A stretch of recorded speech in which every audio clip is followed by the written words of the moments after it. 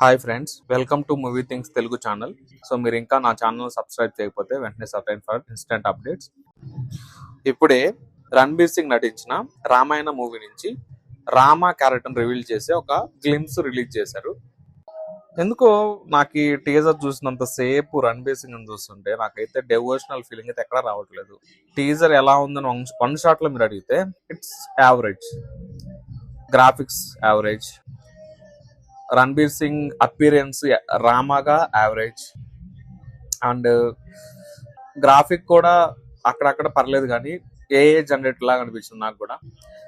So ఎందుకో కానీ కొన్ని క్యారెక్టర్స్ ఏదైతే ఉన్నాయో, ఎస్పెషల్లీ మన తెలుగు పీపుల్స్ కి నేను బిలీవ్ చేసేది ఏంటంటే, ఇలాంటి రాముడు గాని కృష్ణుడు గాని కొన్ని ఏదైతే దేవుళ్ళకి సంబంధించిన అవతారాలు ఏదైతే ఉంటాయో, గెటప్స్ ఏదైతే ఉన్నాయో, అవి ఎందుకో గానీ మన తెలుగు వాళ్ళు చేసినంత పర్ఫెక్ట్ గా, చూస్తున్నప్పుడు వచ్చినంత డెవోషనల్ గా వేరే ఎస్పెషల్లీ నార్త్ వాళ్ళకి చూస్తున్నప్పుడు ఎందుకో నాకు అంతగా అనిపించదు. అంటే అది నాకే అలా అనిపిస్తుందా, లేకపోతే మిగతా వాళ్ళందరికీ అలా అనిపిస్తుందా, I don't know frankly. But ఎందుకంటే రామారావు గారు అతను చేసిన యాక్టింగ్ కానీ, గెటప్ కానీ, డైలాగ్ డెలివరీ కానీ ఒక డెవోషనల్ ఫీలింగ్, సీతానంగానే అంజలిదేవి లాగా. సో ఇలా మనకెందుకు అలవాటు అయిపోయి వీళ్ళు ఆ సబ్జెక్ట్ ని, అసలు రామాయణం మహాభారతం సబ్జెక్ట్ చాలా హెవీ సబ్జెక్ట్, సో అలాంటి సబ్జెక్ట్ ని తీసుకొని వాళ్ళు చేస్తున్నప్పుడు, సో నాకెందుకో ఈ గ్రాఫిక్స్ ఇవన్నీ కాకుండా ఫస్ట్ ఆఫ్ ఆల్ అన్నిటికంటే ఒక ఎమోషన్ అండ్ ఒక డివైన్ ఫీలింగ్ రావాలి.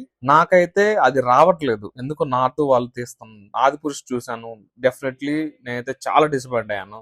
ఇప్పుడు ఈ టీజర్ కూడా నాకు ఎందుకో అంత నచ్చలేదు, ఆ డివోషనల్ ఫీల్ అయితే నాకు రాలేదు.